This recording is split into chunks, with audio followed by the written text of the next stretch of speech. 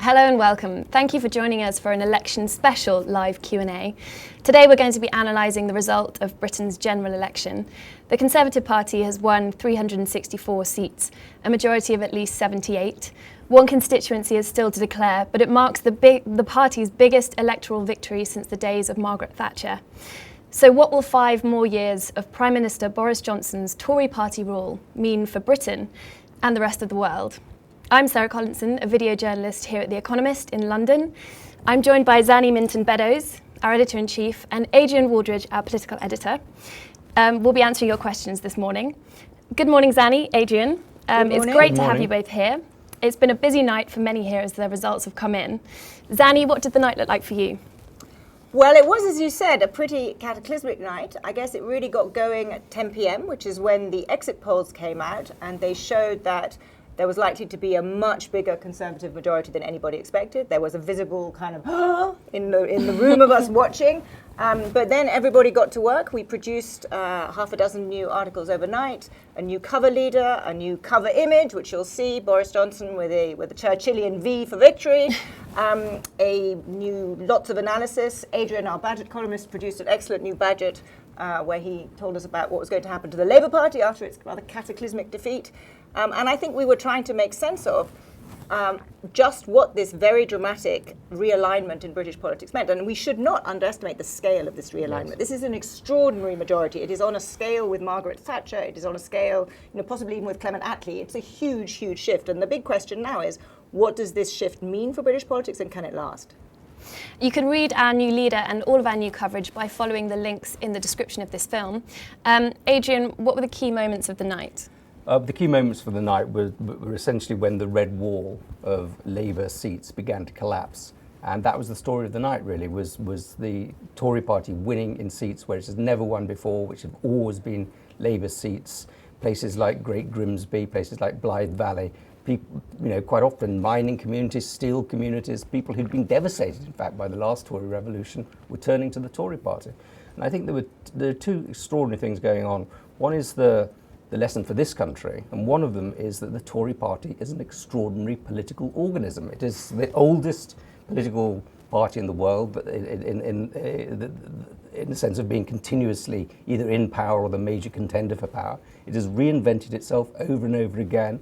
It reinvented itself with the rise of democracy, with the rise of industrialism. It was an aristocratic party to start off with. It reinvented itself with protectionism. It turned itself into a protectionist party in the early 20th century. It reinvented itself after the Second World War with the rise of the welfare state. It became a pro-welfare state party. It reinvented itself with Thatcherism in the 1980s, and now it's reinventing itself again with the rise of national populism around the world. And the second point I'd like to make is this has extraordinary implications for the United States.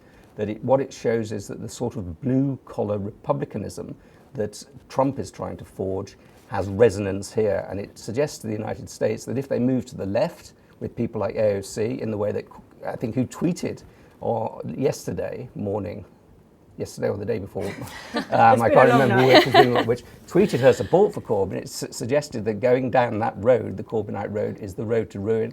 And so, as Trump said, you call Boris Johnson Britain Trump. A very odd phrase, but that's what he said. I think that really is important. It's hard to overstate quite what a shift it is for these constituencies in the north of the UK, these working class constituencies who for generations have never voted Tory, have now voted Tory for the first time.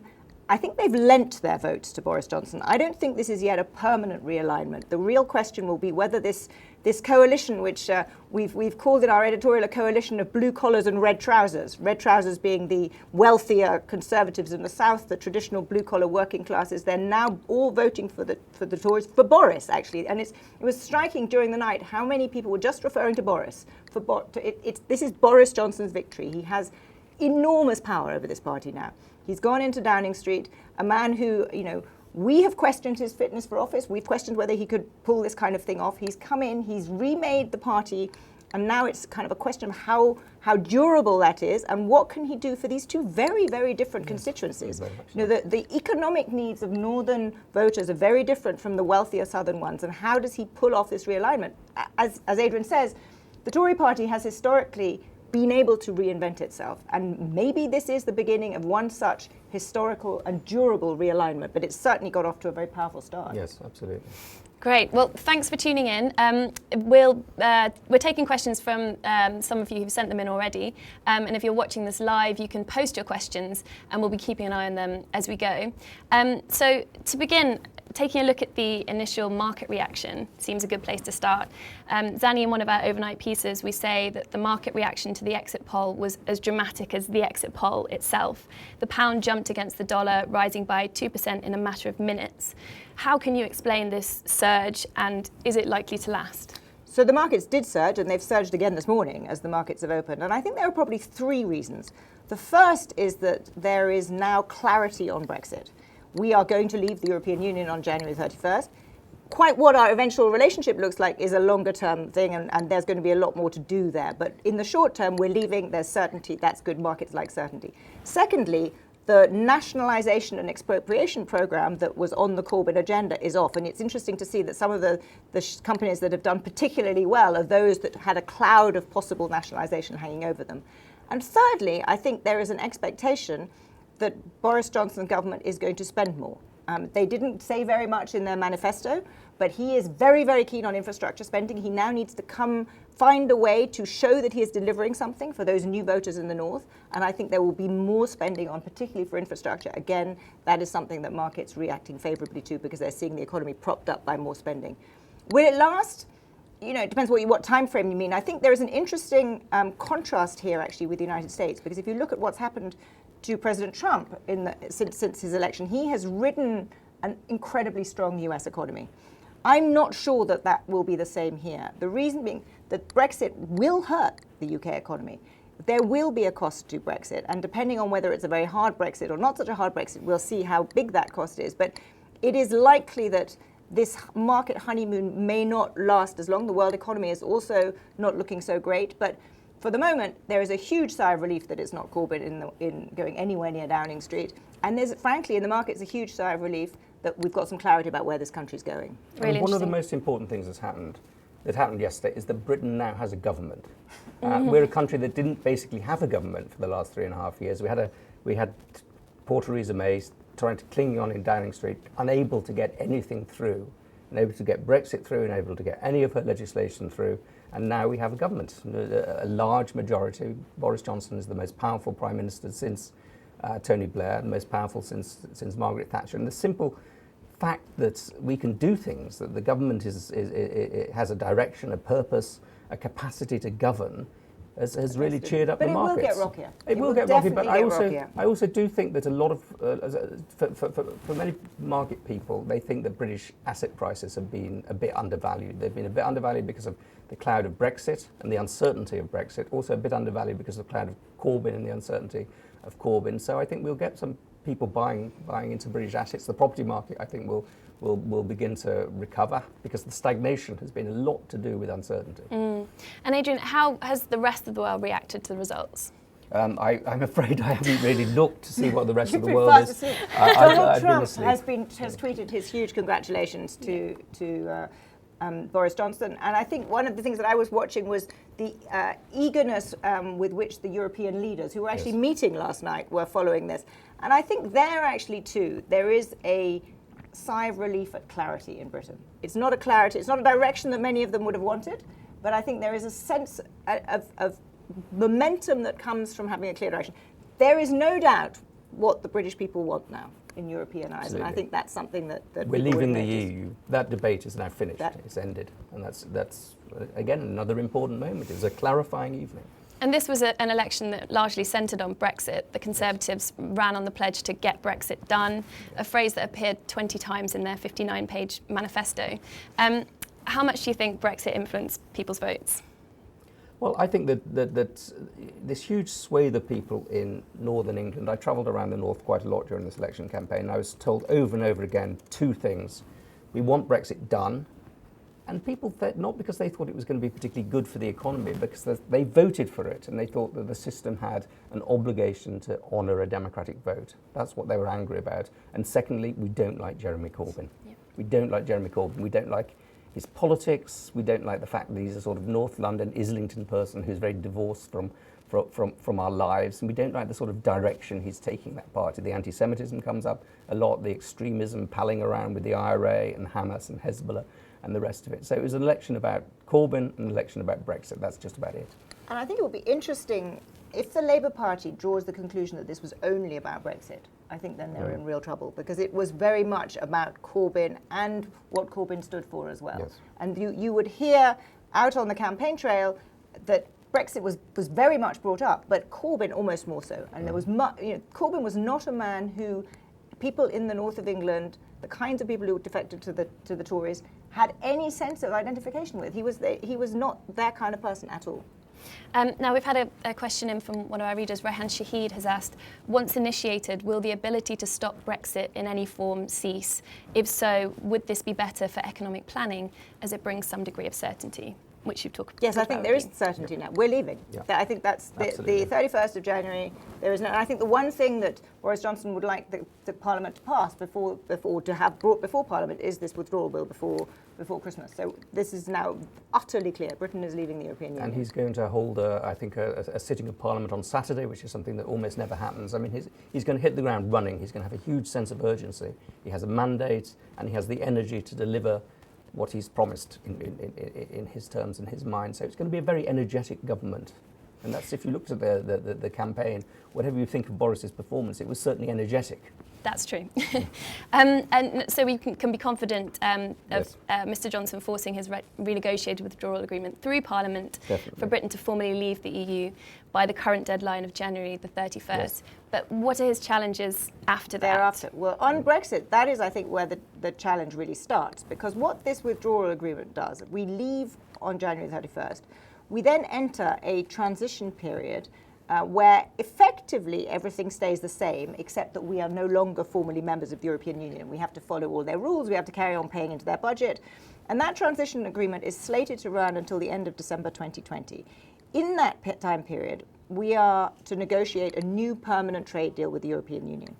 And this is where the challenge comes, and this is why perhaps I think there's some slightly more rockiness ahead perhaps than Adrian does. It is virtually unheard of that a trade deal is negotiated that quickly. The problem for Boris Johnson is that if he wants to diverge quite substantially from the current rules of the European Union, which he has said he wants to do, then the Europeans will not want to grant Britain as much access to their markets as they currently have. So there's a trade-off there. You can either have a very simple permanent trade deal where you stick with the European rules and regulations, but then you can't diverge your own ones, or you negotiate ones where you're more distant, but that will take much longer. So the challenge will be, can he get it done in time? And he said very clearly in the manifesto that there would not be an extension of that.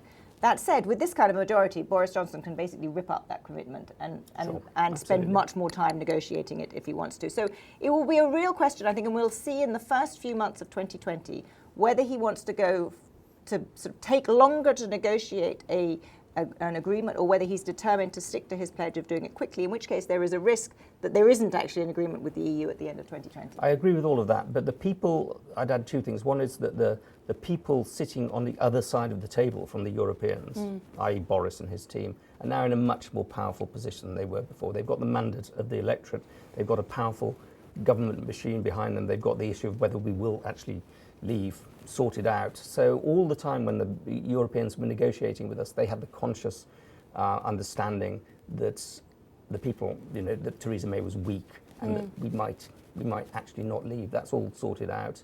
And there's the question of the sort of populist wave going around the world, which the Europeans need to take into account. And there was a sort of feeling, I think, in elite circles that populist wave was coming to an end, and that Trump was on his way out, and that perhaps that Brexit was a complete and utter mess. And the fact that Boris has just got this huge democratic boost indicates that wave has still got a long way to go, and that Europeans need to take that into consideration. I think it will be an interesting test of whether Europe thinks of this as a technocratic protection of its existing sort of trade and market, or whether it thinks more strategically, because there is clearly no doubt now that Britain is leaving. I mean, I lament that, but there is clearly no doubt where this country is going.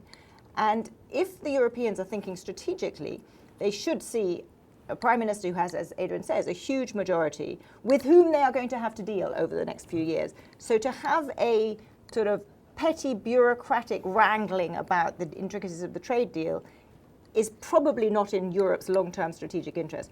I'm not as convinced as Adrian that they'll rise to that. I think it's still perfectly possible that we have petty wrangling throughout 2020. The Europeans are very good at petty wrangling, but on the other hand, they have just definitively lost one of their most powerful members, and they've lost it because of a very powerful sense in Britain of democratic deficit, that the European Union is not democratically accountable, and that trying to finagle that vote didn't work. And I think they do need to think about that. They need to treat it as a political problem as well as a technical problem.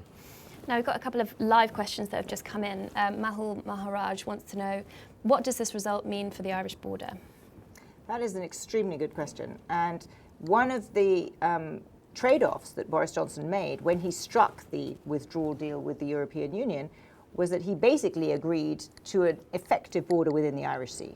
And Northern Ireland will stay de jure part of the United Kingdom, but de facto part of the single market. So the real question will be, as he negotiates a permanent trade deal, what does that look like? And does that, if that division continues with an effective border within the Irish Sea, personally, I think that means the cause of a unified Ireland becomes much more real in the next few years. And this is one of the many things that I think we will start thinking about as this, as the sort of dust settles and we start thinking about the consequences of Boris Johnson's enormous majority. It was an unbelievably powerful majority in England. Absolutely. The red wall has crumbled. But if you look at what happened in Scotland, voted overwhelmingly for the SNP. Ireland also didn't vote. So, and then London moved, the Tories did not do terribly well in London. You have a very English populist nationalist party. And so I think he could have problems with, it's going to be very hard to deny the Scottish a second referendum. When the SNP has done this well, you've got, as I say, if Brexit is a harder Brexit, you're going to have very strong push for United Ireland over the next few years. So I think there are some real issues for the Union coming. Massively so. This is a triumph of national populism, but it's a triumph of English national populism. And the Scots voted in a very different way. The Remainers seem to have come out on top in Northern Ireland. So the United Kingdom is beginning to split up. And so Boris Johnson has a number of really high priorities to deal with. One is the question of delivering something for the North and the Midlands other than just Brexit, which is making a real difference to their lives. And that means a very different sort of conservatism from the Thatcher conservatism of letting the market rip. It's much more interventionist. Perhaps more protectionist, I'm not sure, but certainly more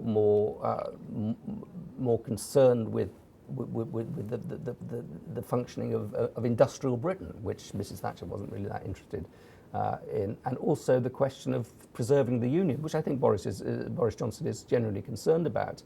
And that means that we have to be very careful about hubris, very careful about regarding this election victory as a license for English nationalism to do what it wants. It's driven by English nationalism, but English nationalism actually has to be moderated and contained in order to keep the United Kingdom together. That's why this is, I think, has the potential of being a very strong and lasting realignment, but it's not at all clear yet whether that will be borne through. And Boris Johnson has huge challenges on that. I mean, he has the economy that he'll have to manage with his Brexit. He has the union that he has to manage, and he's going to have to find ways, as you say, to deliver for these Northerners who have, frankly, lent him their vote. These are still, I think, regions of the country which are culturally Labour, which are not. I don't think this is in any sense yet a permanent shift. This is a frustration with Corbyn and a frustration with Brexit not having But if they feel that they've been let down, that vote could shift very fast. Absolutely, but I would add to that this is something that the Conservatives have been thinking about for some time. Boris Johnson has one of the most powerful policy units in place that the Conservative Party has had since Mrs. Thatcher, and most of the people in that policy unit are thinking very seriously about the issue of the North and delivering for the North, and thinking very seriously about a sort of patriotic nationalism that incorporates Ireland and Scotland. So he has a lot of the materials. And Dominic Cummings, who is the architect of this whole strategy, he comes from Durham, and his whole shtick has been about taking note of northern resentments and northern annoyances. So I think just as Mrs. The Thatcherism was a sort of rolling realignment, that they sort of constantly reinvented themselves and constantly extended and deepened what they were thinking about. I think we're going to see the same with Boris, and some of the materials for that are already there. Never underestimate the capacity of the Conservative Party to reinvent itself. I'm more struck by the contradictions within this nascent coalition, but that will, whether they pull that off in the next few years is going to be the single biggest question in British politics. Absolutely. Now I'll take another question from our live viewers. Tala Awan has asked, specifically to Adrian, I think it's off the back of something you said earlier, what would be the impact of the UK election results on NATO? How will it shape UK-US relations? Very good question. I mean, I think the most extraordinary thing about this election from NATO's point of view is that we don't have Jeremy Corbyn. Jeremy Corbyn was the biggest single threat to NATO and to the broader Western alliance that Britain was a part of since the Second World War. He's anti-NATO, he's been anti-Western. All of that's been removed.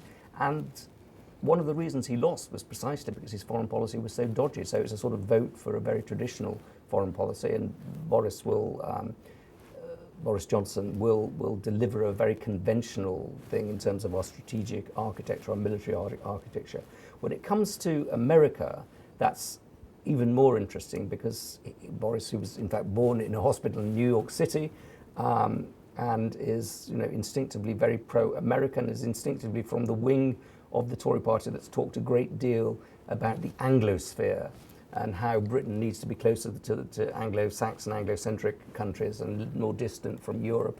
He will, in some senses, try and forge that relationship with the United States, with Trump, who he gets on personally, but also with Australia, which has been very vigorous in pushing for a lot of this Brexit stuff, with Canada, New Zealand to a lesser extent. And he will use that leverage in his negotiations with the European Union. Say, well, if you push us too hard, we'll just float off into the middle of the Atlantic. Where are we happiest? There will be an interesting test of this, though, because Boris Johnson will no doubt want to start negotiating a trade deal with the Americans very quickly. Donald Trump very keen to do the same.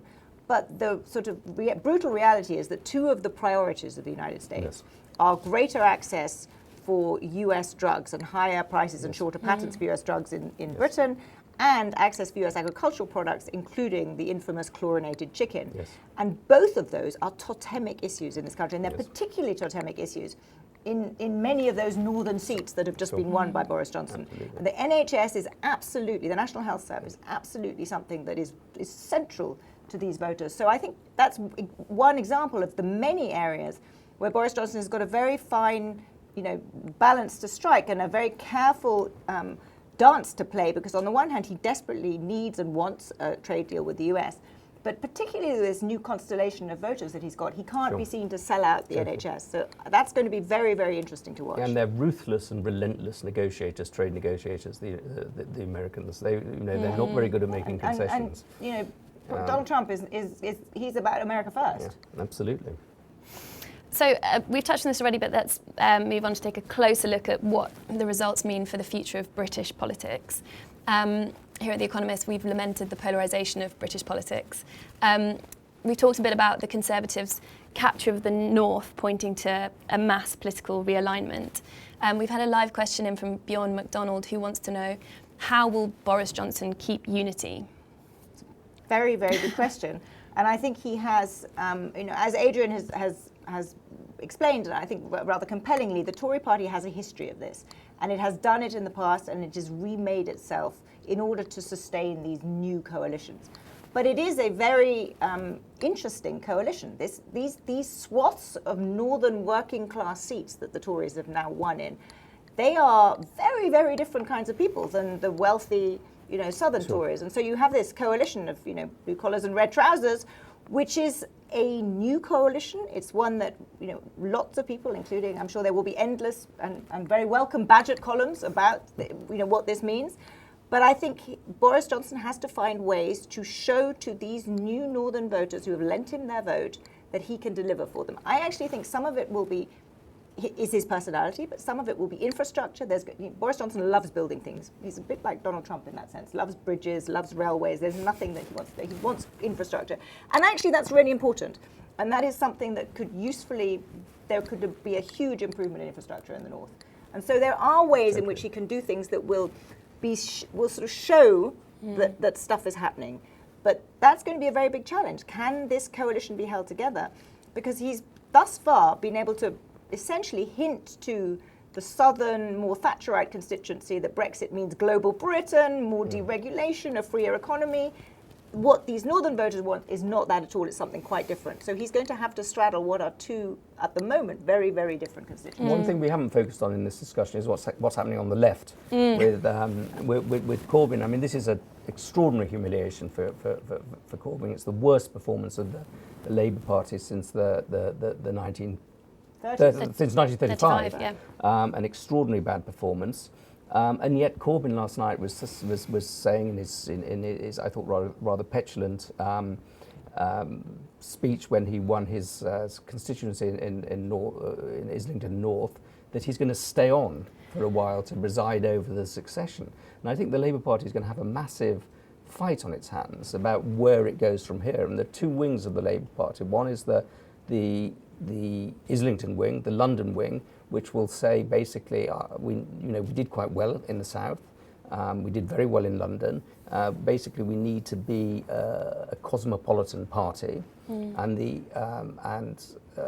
the other wing, which is the northern working class wing, which will say we can't really survive as a party without recapturing those northern working class territories.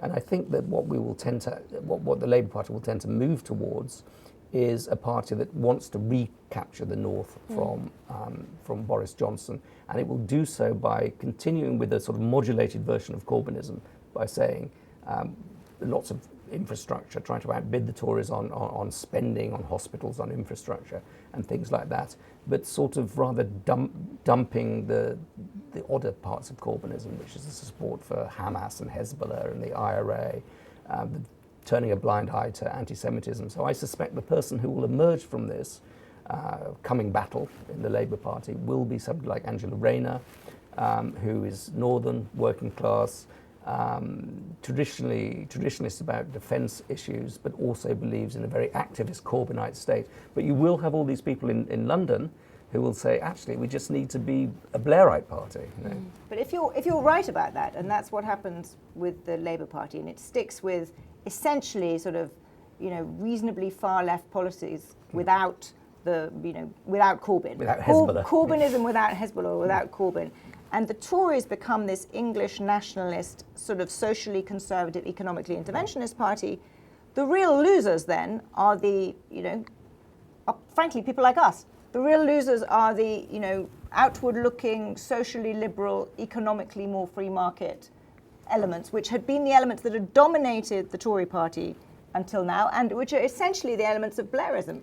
And so that centre ground, which was, where Cameron was, where Blair was, has really, I wouldn't say it's gone for good, because as you said earlier, it's not clear how Boris Johnson is going to square this constituency. So it is possible that the Tories retain some of that, and certainly many of them say they would like to. But it is also possible that centre ground is gone, and that there is no home, no natural home. The one thing we haven't talked about in this is the catastrophic evening for the Liberal Democrats. Absolutely. And the Liberal Democrats, their leader lost her seat, Jo Swinson in Scotland. It was an appalling evening for them. And even though there are many people in this country who I think identify as sort of centrist, outward-looking, socially liberal people, there is no party that has successfully represented them. And that centre ground, those centre parties had a terrible night.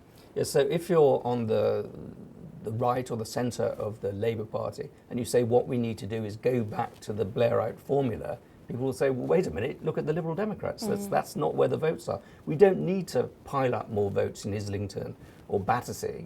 They're wasted votes. We need to extend our reach back into our old heartland. So that's why I think that the Labour Party, it will move to the right in the sense of dumping some of the absurdities of Corbynism, but it won't move to the right that much on its economic policy. It won't have quite the extravagant promises of the last manifesto, but be in the same area. But another thing that we haven't talked about, which I think is very interesting in terms of what Boris Johnson has to offer people in the north and the Midlands, and the broader working class. We talk a lot about the difficulty of offering, solving people's economic problems, but a lot of what people were worried about was cultural anxiety.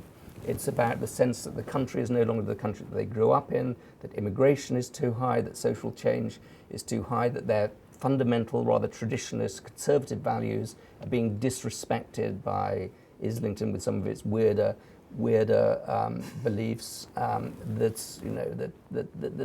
basically the cosmopolitan elite is not patriotic.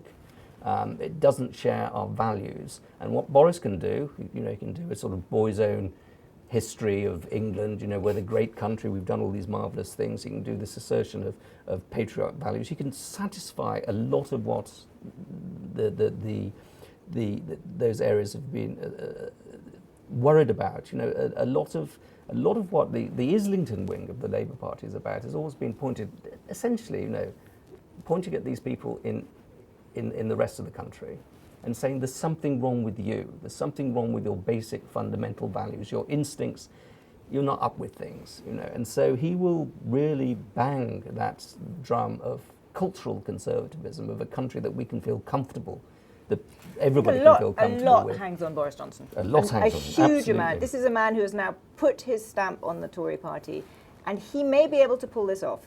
But if he doesn't, we do risk having in this country a sort of a far left party still, yes, and a sort of frankly rather unappealing, culturally conservative, nationalist English party. The way to avoid that will be Boris Johnson really doing what he says he is, which is being a one-nation Tory, and pulling the Tory party, not sort of pulling it off those extremes of those two extremes to something that is a new and a place where actually centrists can feel at home too. We'll see. I mean, Boris Johnson, you have to say hats off to him. He is in many ways, a slippery individual. He has a very, very sort of loose relationship with the truth. He's used, and this campaign was full of all kinds of tactics. You wrote an excellent column that this was the post-truth election. Every trick imported from the Trump campaign and wherever, it was not an edifying election. But now there is this really quite striking result. And so the question is kind of what will the real Boris Johnson be? And will he turn out to be, the sort of Churchillian figure he'd like to be? A lot hangs on this man. I think David Cameron called him a greased piglet. And he does seem to be incredibly good at reinventing himself, at changing himself. But we do have to give him a certain amount of credit. And I think a certain amount of iron has entered his soul. Good Lord, I don't think I'd ever venture to think. No, I do think he's I think he's he may not have a soul, but iron has entered something, whatever he has. And that is that he's a much harder-edged politician than he was before. He's much more determined. I mean, he was quite badly burned personally by his unpopularity in supporting Leave, in Islington amongst his friends. I think that's chastened him, but it's also hardened him. That we shouldn't underestimate how hard a character he is willing to do, how much pain he's willing to take to deliver what he wants. And he grew up saying that he wanted to be king of the world. He's king of a significant country, and I think he will want to go down in history as a successful, transformative politician. He's a very, very ambitious figure. And whether he can, obviously a lot depends on whether he can deliver that, but we shouldn't underestimate him. He took a lot of big gambles. He prorogued Parliament. Everybody said this was a crazy thing to do. He kicked out more than 20 very well-known MPs, just deprived them of the whip. Everyone thought he was going completely crazy. He basically dared the other parties to give him an election. They gave him an election, and he's won. Every bet he's put on the table, he's won. The gamble has paid off in a so far. major way. So far. We have another until it doesn't pay off. Quite. We have another live question from Jason Tappan, who asks, is this stronger government what Britain needs to get out of their slump? I think having a strong government definitely has its advantages. We now have a clarity, and we now have a government that will get things done. I hope that it's also a government that will move things in the right direction. But yes, I mean, it is clearly the sort of British people have said, we've had enough of uncertainty, we've had enough of not knowing where we're going with this Brexit thing, let's just go. And we're now going. So to that degree, it is a good thing. Yeah. Great. We published a film yesterday which explored the recent chaos in British politics. You can watch that by following the link in the description. We are running short on time now, so we'll move to, as a final question, will we look back on this as a historic turning point in British politics? Yes, definitely. As important as the election of Mrs. Thatcher in 1979, a new, not least because it means definitively that we are leaving the European Union, but because it's created a political realignment which really matters, not just in terms of who sits where in Parliament, but in terms of what policies the Conservative Party and ultimately the Labour Party are going to be delivering. I think we will see it as a turning point. I think what's not yet clear is whether we'll see it for a turning point for the better or not. And Britain has the chance. Britain has traditionally been a country that has often been in the vanguard of sort of remaking the social contract. It did it in the early 20th century with the New Liberals, with Lloyd George. It did it after 1945 with the beginning. The welfare state was invented here. It did it with Thatcher in 1979.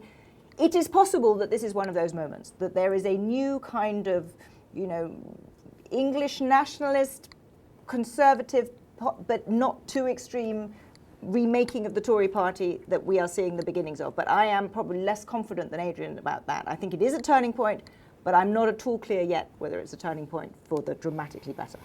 Great. Well, thank you both. Thank you. Thank you. The first link in the description will take you to The Economist's ongoing coverage of the election as events unfold. Don't forget to like and subscribe. And thank you very much for watching.